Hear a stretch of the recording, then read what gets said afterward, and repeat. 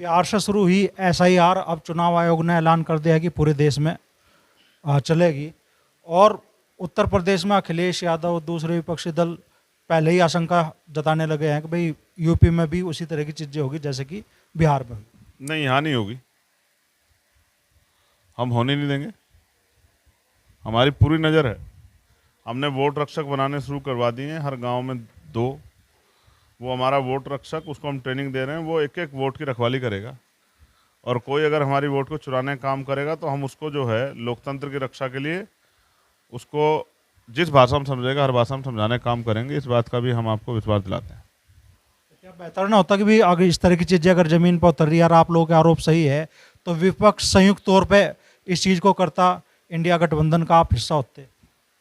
अब ठीक है, हम इंडिया गठबंधन का हिस्सा नहीं है, लेकिन हम में ताकत है कि हम डंके की चोट पे अपनी बात को रखते हैं। मैं भाई ये बात आपको स्पष्ट कर रहा हूँ कि वो अपने हिस्से की लड़ाई लड़ रहे हैं और हम अपने हिस्से की लड़ाई लड़ रहे हैं। और हमारे पास उनसे ज़्यादा मजबूत संगठन है, विपक्ष से ज़्यादा मजबूत। आप मेरा चैलेंजेस स्वीकार कर लो और कहो तो जिस गांव में चाहे फ़ोन मिला के देख लो। हम यहाँ बिजनौर में बैठे हैं, आप मुजफ्फरनगर, मेरठ, शामली, सहारनपुर, हरिद्वार, जिस जिले में चाहे फ़ोन मिला लो, अगर आपको वहाँ संगठन का आदमी नहीं मिला तब आप मुझे कहना। हम पे उनसे ज़्यादा मजबूत संगठन है। हम जो करेंगे उसका फ़ायदा उनको मिल सकता है, उनके द्वारा किए गए किस चीज़ का फ़ायदा जनता को नहीं मिल रहा है। अखिलेश यादव इस ताकत को क्यों महसूस नहीं कर पा रहे हैं? अब ये तो वही बता सकते हैं, और उनको करनी भी चाहिए। करते तो है, तभी तो हम लोग उनसे अलग हैं। अगर वो इस ताकत को महसूस ना करते तो हम उनसे अलग कैसे होते? उनको पता है कि कल अगर ये ताकत और बढ़ गई तो बहुत सारे राजनीतिक दलों की दुकानें बंद हो जाएंगी। आप नहीं समझते? महसूस करते, महसूस ना करते तो वो एक एक सीट पे थोड़े लड़ते हमसे। इतने राजनीतिक बेवकूफ़ नहीं है यहाँ कोई। वो समझते हैं और वो भविष्य भी समझते हैं। उनको भी पता है कि अगर ये ताकत और मजबूत हुई, इनकी स्वीकारता और मजबूत हुई, तो फिर आने वाले समय में फिर किसी तीसरे की जरूरत नहीं पड़ेगी। ये भी उनको पता है। अब मैं ये नहीं समझता कि इंडिया अलायंस बना के बीजेपी को हराने की बात करने वाले लोग दिल्ली में एक दूसरे को एड़ी चोटी का जोड़ लगा कैसे हराते हैं। हरियाणा में एडी चोटी का जोड़ लगा के दूसरे को कैसे पटखनी देते हैं, और मध्य प्रदेश में एक दूसरे के खिलाफ मजबूत चुनाव लड़के एक दूसरे को पटखनी देके और कैसे बीजेपी को हराने की बात करते हैं। ये बड़ा शानदार नहीं है? दिल्ली के कौन कोई भरोसा नहीं है। अभी जब उत्तर प्रदेश का चुनाव आएगा उससे पहले आप देख लेना कि यहाँ भी ऐसा ना हो कि ये अलायंस के लोग अलग अलग ढूंढ लड़ते फिर रहे हो अपने अपने प्रत्याशियों को लेके। मैं इन पे ज़्यादा कुछ नहीं कहना चाहता। आज़ाद समाज पार्टी अपने बलबूते काम कर रही है और तीसरे पंचायत चुनाव में इसका रिजल्ट आपको देखने को मिलेगा। दिल्ली के कॉन्स्टिट्यूशन क्लब के चुनाव में दोनों प्रत्याशी सत्ता पक्ष के थे, लेकिन एक प्रत्याशी को विपक्ष का बढ़िया समर्थन मिला, इंडिया गठबंधन का। किस तरीके से देखते हैं उस चुनाव परिणाम को आप? देखिए, मैं उसमें वोटर नहीं था, क्योंकि मेरा वोट नहीं था कॉन्स्टिट्यूशन क्लब में। तो जिस चुनाव का मैं हिस्सा नहीं रहा, मैं उस पर कुछ ज़्यादा कहना नहीं चाहता। मैं उसका अगर वोटर होता तो वोटर अपनी बात को दमखम से रखता कि हमारी प्रायोरिटी क्या होती। तो जब मैं वोटर नहीं था तो उस पर मैं कोई कुछ नहीं कहना चाहता। चलिए, आप जैसा संकेत आपने अभी कहा कि भाई विधानसभा चुनाव से पहले हो सकता है भाई एनडीए गठबंधन के बहुत सारे साथी अलग अलग चुनाव मैदान में उतरे। पंचायत चुनाव को लेकर बड़े बयान अभी से आने शुरू हो गए। राष्ट्रीय लोकदल की ओर से कह दिया गया कि राष्ट्रीय लोकदल अपने दम पे चुनाव मैदान में उतरेगा, कोई गठबंधन नहीं। ओम प्रकाश राजभर उधर कह रहे हैं कि भाई हम अपने दम पे पंचायत चुनाव में उतरेंगे, कोई गठबंधन नहीं। कैसे देखते हैं? मैं तो आपसे कह रहा हूँ ना, गठबंधन यानी कि एक दूसरे की आवश्यकता के अनुसार समझौता। अब आपने कहा कि एनडीए के लोग, एक दल की बात आपने इधर की पश्चिम के, वो कह रहे हैं कि भाई हम अलग लड़ेंगे। दूसरे उधर के दल की बात की, वो कह रहे हैं हम अलग लड़ेंगे। एक और है संजय निषाद जी, वो भी कह रहे हैं कि अगर इतने बुरे लग रहे हैं तो समझौता तोड़ दें। तो मैं आपको कह रहा, अभी तो समय आने दीजिए, बहुत बड़े बड़े बदलाव आपको देखने को मिलेंगे। लेकिन हम वैचारिक आंदोलन चला रहे हैं, विचारधारा के आधार पे हम लोग आगे बढ़ेंगे। हमारे लिए विचारधारा पहले है और राजनीतिक समझौते बाद में। तो संकेत दे दो, ये जो लाखों दर्शक देखेंगे आपका वीडियो। संकेत यही है कि मुजफ्फरनगर में इस बार तीसरे पंचायत चुनाव का परिणाम बड़ा ऐतिहासिक होगा और मैं आज यहाँ बैठे, हालांकि मैं भविष्यवाणियाँ नहीं करता हूँ बागेश्वर बाबा की तरह, लेकिन मैं आपसे कह रहा हूँ कि वो ऐतिहासिक परिणाम होगा और आपको दिल से सुकून मिलेगा कि काम करने वाले दल पे भी जनता का आशीर्वाद मजबूती से रहता है। एक बाबा जी घूम रहे हैं मेरठ में, जिनके पास आंख तो नहीं है, लेकिन उनको पश्चिम उत्तर प्रदेश में मिनी पाकिस्तान दिख रहा है। आप मुजफ्फरनगर में रहते हैं, आपको भी मिनी पाकिस्तान दिखता है? मिनी पाकिस्तान देखने के लिए फिर उन बाबा जी जैसी आंखें चाहिए, जिन आंखों पे धर्म का चश्मा लगाओ। हालांकि मैं उनको संत नहीं मानता हूं, क्योंकि संतों के अंदर ना जाति होती ना धर्म, संत सभी के होते हैं और संतों की वाणी में मधुरता होती है। चंदन के वृक्ष पे कितने सर्प लिपटते हैं, लेकिन चंदन अपनी जो शीतलता है उसको नहीं छोड़ता है। लेकिन इन पाखंडियों की भाषा वो संतों की भाषा नहीं है। मैं सभी संतों का सम्मान करता हूं, लेकिन पाखंडियों का सम्मान नहीं करता हूं। इसी पाखंडी बाबा ने कहा, पाठक, चौबे, दीक्षित, उपाध्याय ये नीच ब्राह्मण होते हैं। और मैं जितना मैंने सनातन में को पढ़ा है, मैं मानता हूं कि सनातन में कहा गया है कि पूर्व जन्म होता है और आपके जन्म के पाप इस जन्म के अच्छे कर्म आपको अच्छा बनाते हैं, बुरे कर्म आपको बुरा बनाते। इस पाखंडी ने कितने बुरे कर्म किए होंगे कि कुदरत ने इसको आंखें नहीं दी। आप समझिए कि जिसने पूर्व जन्म में इतने बुरे कर्म किए उन्हीं के अनुसार,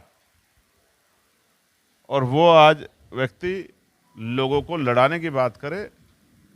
ऐसे संतों पे हमारे लोगों को बहुत भरोसा नहीं करना चाहिए, इनसे दूरी बना के रखनी चाहिए।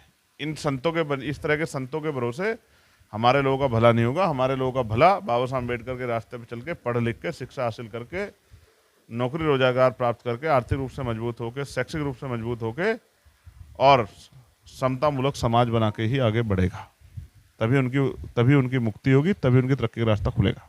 मनुस्मृति पे भी बोले वो। तो दिखता है नहीं, उन्होंने कहाँ से क्या पढ़ लिया उन्हीं को पता होगा। चलो पहले उन्होंने ज्ञान हासिल कर लिया, लेकिन अब की जो तत्कालिक चीजें उसको कैसे पढ़ते हैं वो? इनकी जांच होनी चाहिए। मुझे ऐसा लगता है कि दाल में कुछ काला है, और हो सकता है पूरी दाल काली हो, तो इनकी जांच होनी चाहिए कि ये तमाम धर्मों के लोगों को, ब्राह्मणों को और लोगों को गालियां क्यों देते हैं, इसकी जांच होनी चाहिए। इस तरह का ब्राह्मण समाज का अपमान हम लोग बर्दाश्त नहीं करेंगे। अच्छा, कल वक्फ बिल पे सुप्रीम कोर्ट ने बड़ा आदेश दिया। कानून तो रद्द करने से मना कर दिया, लेकिन कुछ प्रावधानों में बदलाव किया सुप्रीम कोर्ट ने, कैसे देखते हैं? देखिए, सुप्रीम कोर्ट ने के सामने जो फैक्ट्स आए हैं उनके आधार पे उन्होंने अपना ऑर्डर्स दिया है। अभी भी कुछ खामियां हैं जिन पे काम होना चाहिए, और मुझे लगता है कि एक चर्चा और देश के सामने आनी चाहिए, क्योंकि जब जब इस तरह के कोई कानून बनता है तो उसके जरिए राजनीतिक लाभ लेने का प्रयास सत्ताधारी दल हमेशा करता है।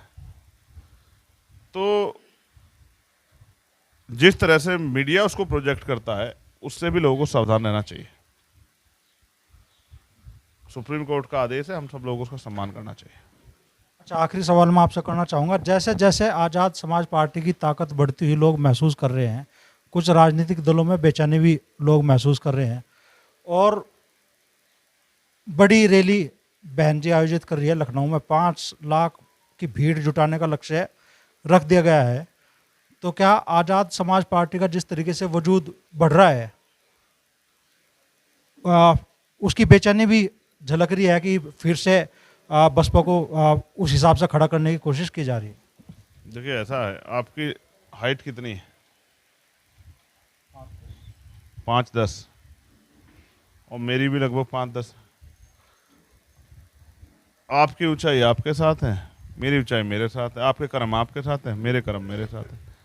आप अपनी फील्ड के मास्टर हो, मैं अपनी फील्ड का मास्टर हूँ। जो जैसा करेगा जनता को वैसा ही समर्थन मिलेगा। आज का समय बड़ा बदलाव का है।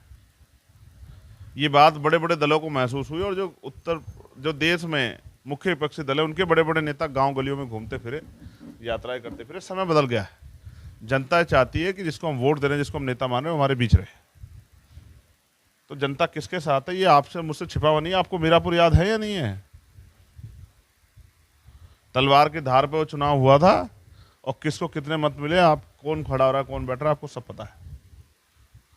और आपको जहाँ बैठे नगीना ये भी याद है, और आपको डुमरियागंज का रिजल्ट याद है, और भविष्य में तीसरे पंचायत चुनाव हो वो भी आपको याद रहेगा। मेरी बात को आप याद रखना। मेरी लड़ाई सत्ता पक्ष से है, विपक्ष के लोगों से मेरी कोई लड़ाई नहीं है। आकाश आनंद की ताजपोशी, फिर बर्खास्तगी, फिर अब दोबारा से वापसी, उनके ससुर साहब की वापसी, किस तरीके से इन चीज़ों को देखते हैं, घटनाक्रम को आप देखते हैं? उनके घर का मामला है, समाज का इससे कोई लेना देना नहीं। समाज अपनी लड़ाई स्वयं लड़ रहा है। समाज पे आज भी जुल्म हो रहा है। अभी वो मेडिकल कॉलेज में जो रिजर्वेशन था वो हटा दिया हाई कोर्ट ने। किसी को कोई फर्क नहीं पड़ा। 4-4 दिन बाद लोग जागे हैं। मैंने कानपुर के पार्क का मामला उठाया तो फिर 8-10 घंटे बाद फिर उठे। मैंने मुरादाबाद का मामला उठाया तो फिर 8-10 घंटे बाद उठे।